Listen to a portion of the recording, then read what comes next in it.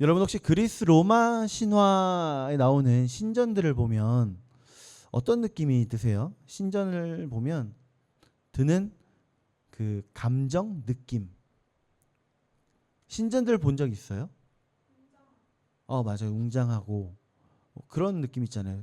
그 기둥만 해도 이만한 기둥이 몇 개가 세워져 있고 그러니까 그 시대에 이런 걸 어떻게 세웠지 싶을 정도로 웅장하고 으리으리한 그런 신전들, 그런 걸 보게 됩니다.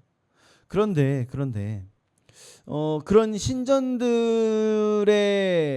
섬기는 그 그리스 로마 신화에 나오는 그 신들과 우리 하나님을 비교했을 때 여러분 누가 더 크고 누가 더 작아요?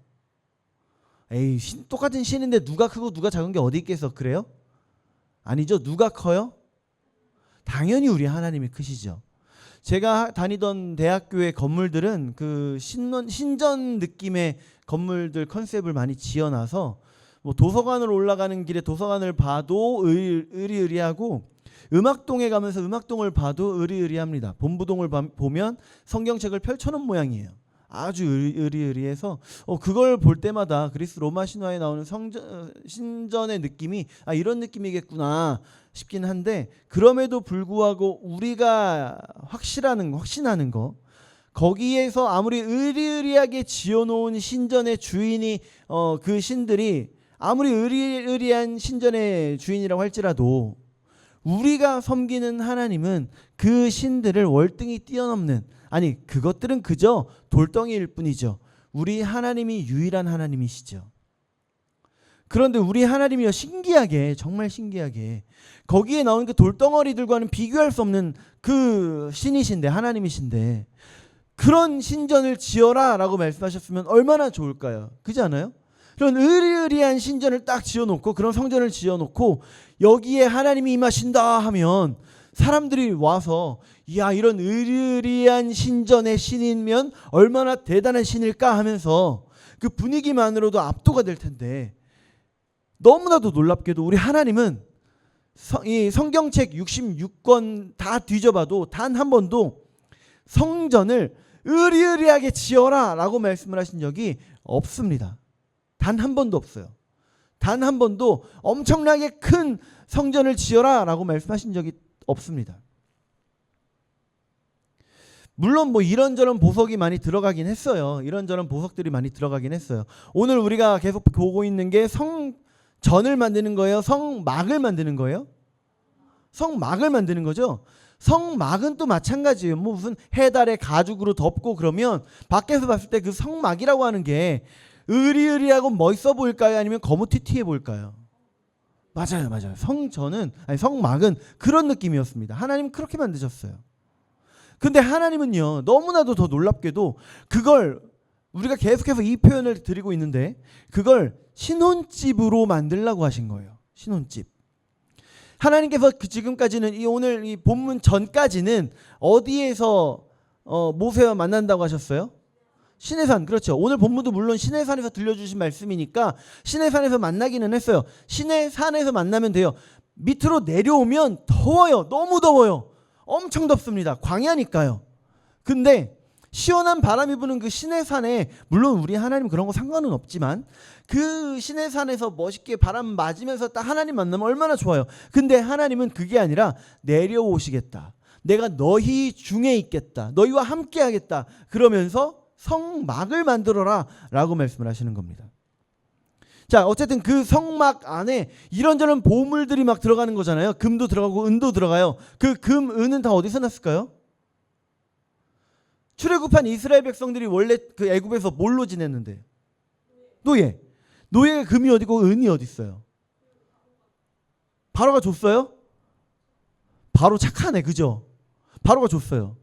바로가 주고 그 애굽의 백성들이 주고, 하나님께서 출애굽하는 이스라엘에게 너희의 이웃들에게 금, 은, 폐물을 달라고 해라 라고 말씀하시잖아요. 그걸 가지고 출애굽을 합니다. 그리고 그게 그들의 수중에 있었고 하나님 앞에 성막을 만들 때 드리게 돼요. 자, 그래서 오늘 이 출애굽기 26장은요, 하나님께서 하늘 저 높은 곳에서 이스라엘 백성들이 살아가는 모습을 구경만 하시는 게 아니라 이제 그들의 삶으로 들어가시는 장면을 보여주시는 겁니다. 하나님께서 그 높은 곳에, 그 평안하고 그 아름다운 곳에 가만히 앉아서 우리를 구경하시는 게 아니라 내려오신다고 하셨어요. 왜 내려오세요? 거기에 함께 하려고. 이스라엘 백성들이 있기 때문에. 거기에 하나님의 백성들이 있기 때문에. 하나님이 이 땅에 내려오신다고 하셨어요. 왜요? 이 자리에 우리가 있기 때문에. 오늘 우리 본문 출애굽기 26장, 하나님께서 거하실 그 집, 성막을 어떻게 지어야 할지를 보여주시는 말씀입니다. 설계도예요. 집을 설계할 때 여러분 그냥 대충 아무거나 갖다 끼는 거 보신 적 있으세요? 없어요. 창을 하나 내더라도 다 이유가 있습니다. 그죠? 문을 하나 뚫더라도 다 이유가 있어요. 성막도 마찬가지입니다. 하나하나의 의미가 있고 하나하나의 이유가 다 있는 거예요. 26장에 물론 오늘 볼 내용만 있는 게 아니고 여러 가지 내용이 있지만 너무 중요한 그 내용이 가운데 딱 껴있기 때문에 그 내용을 먼저 볼 거예요. 온 땅의 주인 되시는 주님이 왜 도대체 이 땅에 내려오셔서 백성들과 함께 하시나? 하나님께서 함께 하시는 그 지성소, 그 성소의 설계도 안에 어떤 비밀이 숨어 있나? 우리가 함께 보고 은혜 나누도록 하겠습니다. 오늘은 성막의 뼈대가 되는 그 널판에 대한 이야기를 좀 할 거예요. 15절 말씀 한번 볼까요? 15절. 자, 15절 시작. 너는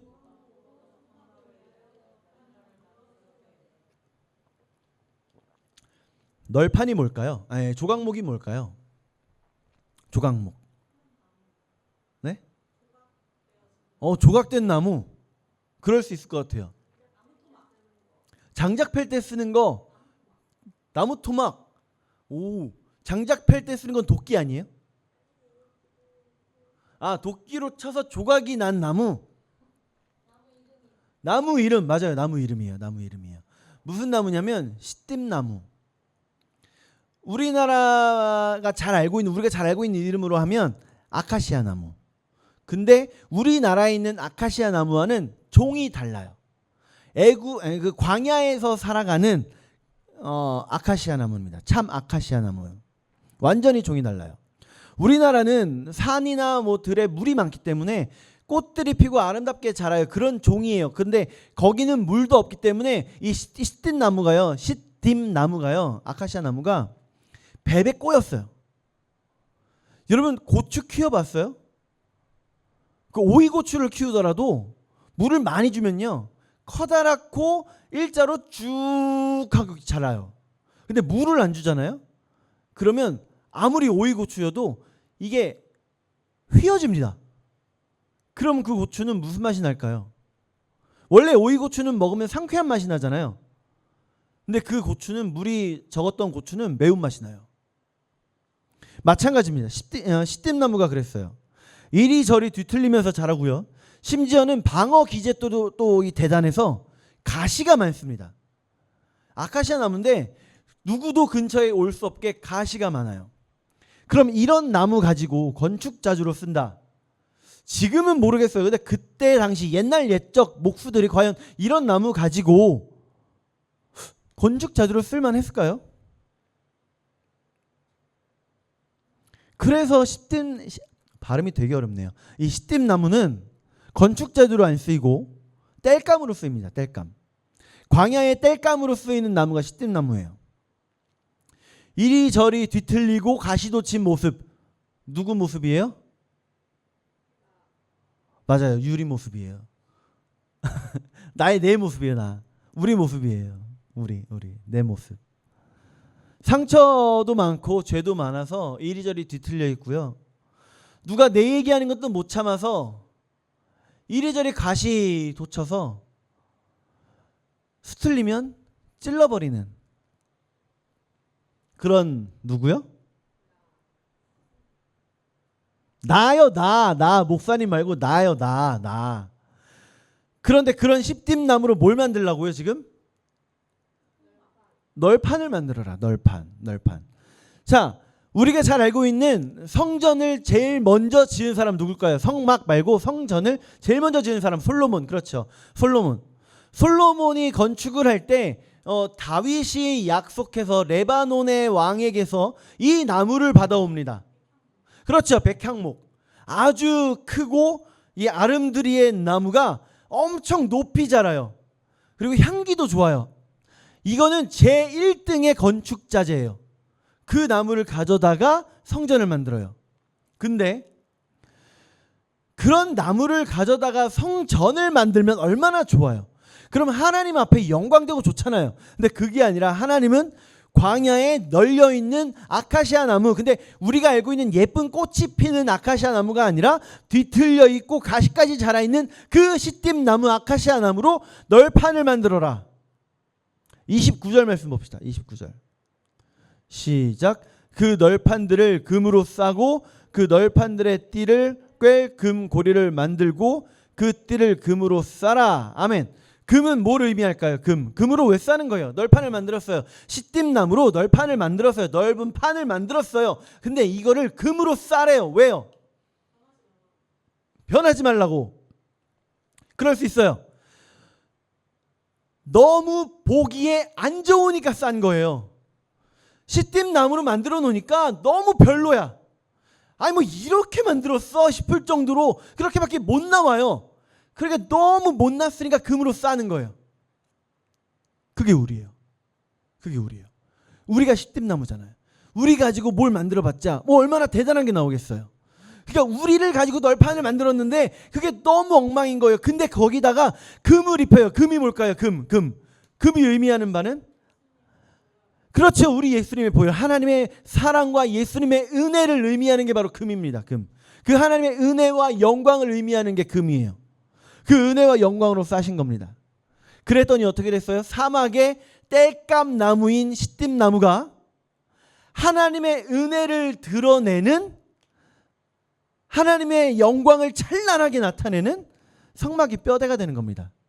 여러분, 성막 안에 들어가면 불은 어떻게 킬까요? 대낮이어도 천도 덮고 모도 덮고 심지어는 가죽까지 덮어가지고 안에가 깜깜할 거 아니에요.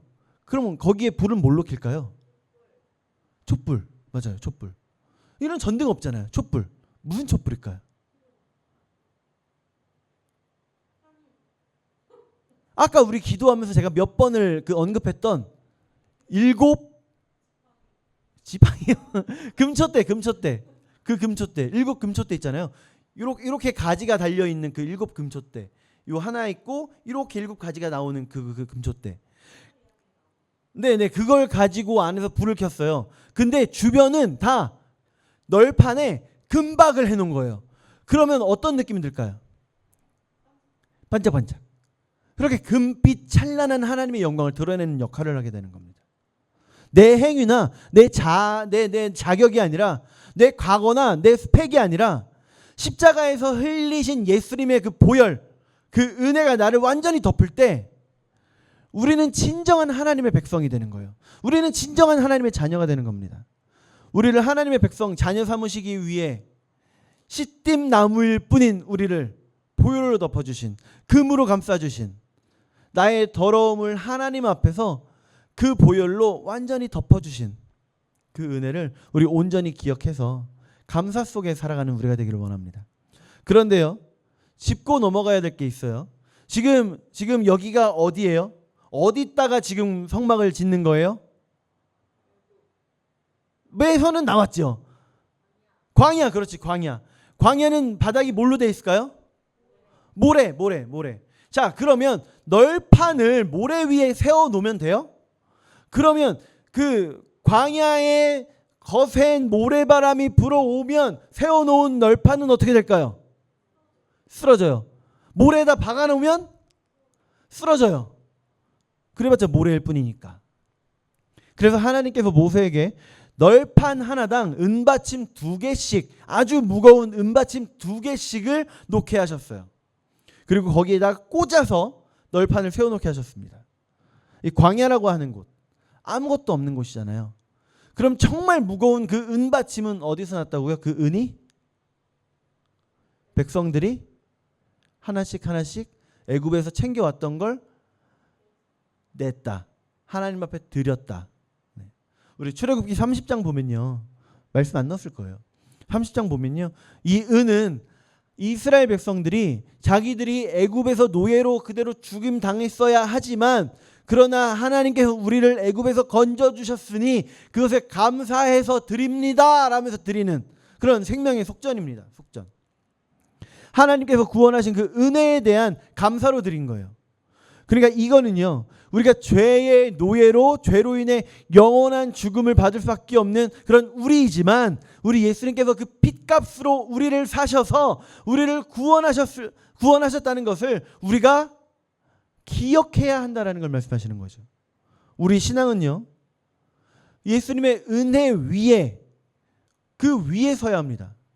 그 다른 어떤 것에도 우리의 신앙이 뿌리 내려서는 안 돼요. 우리의 신앙이 다른 것에 뿌리 내리는 순간 그건 신앙이 아니라 그 외에 다른 것이 되는 겁니다. 교회도 마찬가지예요. 교회도. 그 은혜로 서지 않고 다른 것을 의지해서 교회를 세운다면 그것도 절대 교회라고 부를 수 없을 겁니다. 그러니까 우리요. 나도 모르게 내 열심이나 내 철학이나 내 친목이나 그런 거에 내 신앙생활의 기초를 두고 있다면 여러분 나 자신을 좀 돌아봅시다. 그게 바로 금으로 덧씌운 널판을 모래 위에 세우는 것과 같은 모습이기 때문에 그래요. 우리는 어디에 널판을 세워야 된다고요? 널판 하나당 뭐가 2개씩이다? 은받침이 2개씩이다. 예수 그리스도의 십자가에 보혈 그 대속의 은혜 위에 그 매우 무겁고 단단한 그 은혜 위에 우리의 널판을 세워갑시다. 그렇게 해서 세상의 그 어떤 유혹과 환란이라는 바람이 나에게 닥쳐올지라도 견고히 서고 흔들림 없이 버티는 저와 여러분 되시기를 축복합니다. 자, 이제 은받침 위에 널판이 섰어요. 그죠? 이제 성막이 완성됐나요? 아니죠. 모래 위에 은받침 놓고 그 위에 널판 하나 세워놨을 뿐이잖아요. 덩그러니. 혼자서는 절대 성전이 될 수 없습니다. 혼자서는 절대 성막이 될 수 없어요. 그냥 덩그러니 놓여있는 널판일 뿐입니다. 우리의 몸이 성전이다. 네, 맞아요. 그거 성전 맞아요. 근데 여기서 의미하는 성전은 이제 그 성막을 이야기하는 거잖아요. 오늘 본문 26장 26절 말씀 보면 자 함께 합니다. 시작. 너는 조각목으로 띠를 만들지니 조각목이 또 나왔죠. 조각목으로 뭘 만들라고요? 띠. 띠가 뭐예요? 허리, 띠, 끈. 그죠? 긴 끈. 근데 나무로 끈을 만들어요? 아, 나무로 끈이 만들어져요? 나무가 찰랑찰랑. 그렇죠. 지탱시키는 거. 오. 그래서 이거는 그 가로대라고 생각하면 돼요. 가로대. 세로로 세우는 거는 밑에 그 은받침을 놨잖아요.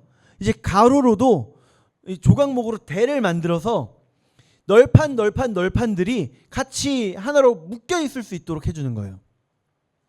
48개의 널판이 가로대로 단단히 붙잡히는 겁니다. 서로 꽉 맞물리면 서로가 서로를 붙잡아줘서 아무리 강한 바람이 불어와도 성막은 버티는 거예요. 이게 교회입니다. 이게 교회예요. 혼자서 신앙을 지킬 수 있다? 아니요. 여러분 그거는 교만입니다. 교만이에요. 에베소서 2장 22절 말씀 한번 볼까요? 22절. 자, 시작. 너희도 성령 안에서 하나님이 거하실 처소가 되기 위하여 그리스도 예수 안에서 함께 지어져 가느니라. 아멘. 함께 지어져 가는 겁니다. 함께 지어져 가는 거예요. 나 혼자가 아니라 함께 지어져 가는 거예요. 여러분 혹시 영화 300 보셨나요? 300? 스파르타의 왕인 레오니다스가 그 페르시아의 침략을 막는 영화인데 300명의 용사가 그 스파르타의 대군을 막는 거예요. 영화 안에 이 스파르타 군대의 이 전술이 하나가 등장을 하는데요. 커다란 방패를 들고 창을 들고 다 같이 뭉쳐요. 그러면 방패는 내 몸의 반과 내 옆 사람의 반을 가려요. 내 옆 사람 또한 자신의 반과 그 옆 사람의 반을 가려요. 그리고 창으로 찔러요. 이것도 마찬가지입니다. 서로가 서로를 의지하고 서로가 서로를 버텨주고 서로가 서로를 세워주는 거예요. 그렇게 해서 하나의 거대한 고슴도치처럼 창을 내뻗으면서 앞으로 나가는 거예요. 우리한테도요, 나를 버텨줄 옆 사람이 필요합니다. 나도 누군가를 버텨줘야 되고요. 그렇게 함께 우리가 든든히 서가는 거예요. 나 혼자 꼿꼿이 서서 앞으로 가겠다? 여러분, 우리가 목적하는 그 목적지는 나 혼자 서서 가는 목적지가 아니에요. 조각목 같은 우리가요, 함께 모여서 사랑 나누고 서로를 위해서 기도해 가면서 서로를 기대고 서로를 단단히 묶어주고 서로가 서로의 버팀목이 되어지면, 그렇게 함께 걸어가면 그때 우리의 공동체가 하나님의 아름다운 성전, 참된 성전으로 서게 되는 겁니다. 이건 그냥 그 추상적인 따스함이 아니에요. 교회 조직이 더 탄탄해지고 세분화되어지면서 여러 가지 방법으로 서로가 서로에게 버팀목이 되어주는 거예요.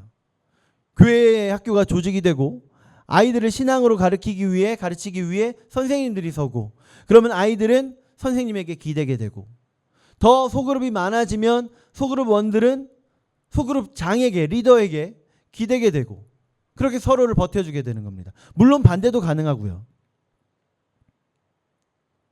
그래서 먼저 필요한 건요, 내 안에 내가 사랑하고자 하는 마음이에요. 하나님의 사랑으로 서로 묶여서 서로가 서로를 세워주는 사랑의 공동체를 함께 이루어가는 우리 교회, 그리고 그렇게 사랑을 베풀어가며 살아가는 여러분 되시기를 축복합니다. 오늘 우리 이 성막을 짓기 위한 설계도를 봤어요. 설계도. 물론 다른 것들도 26장 안에 말씀에 가득 들어있지만 우리의 정체, 우리 누구인가, 우리를 세우는 그 힘의 근원은 무엇인가, 그리고 그 힘 안에서 우리가 서로 어떻게 신앙생활을 해야 할 것인가 함께 말씀 나눴습니다. 우리가 뭐라고요? 광야에 보잘것없는 시띠나무, 조각목, 그 시띠나무로 널판을 만들고 하나님께서 그 널판에 은혜를 부어주시고 그렇게 금으로 감싸고 그렇게 우리를 널판으로 사용하신가 우리 기억하자고요. 그렇게 우리를 금으로 감싸셔서 우리의 연약함이 아니라 그 은혜로 서게 하시는데, 우리의 힘으로 서는 게 아니라 은받침에 기대서 서는, 뭐에 기대서 선다고요? 그게 우리 하나님의 사랑과 은혜, 나를 위해 십자가 지신 우리 예수님의 그 은혜, 그 위에 우리 널판을 세우셨음을 우리가 기억합시다. 그래서 혼자 서는 것이 아니라 사랑의 띠로 서로 연결돼서 성막을 이루는 뼈대가 되어지는 겁니다. 그 금박이 된 널판들이 하나님의 영광을 드러내게 되는 거죠. 우리도 그렇게 하나된 모습 속에서 참된 교회, 참된 성전을 이루어가며 살아갑시다. 우리의 예배 자리, 우리의 삶의 자리가 하나님의 영광으로 온전히 드러나는 그런 우리의 삶이 되기를, 그런 우리 교회가 되기를 축복합니다. 기도하겠습니다. 하나님 감사합니다.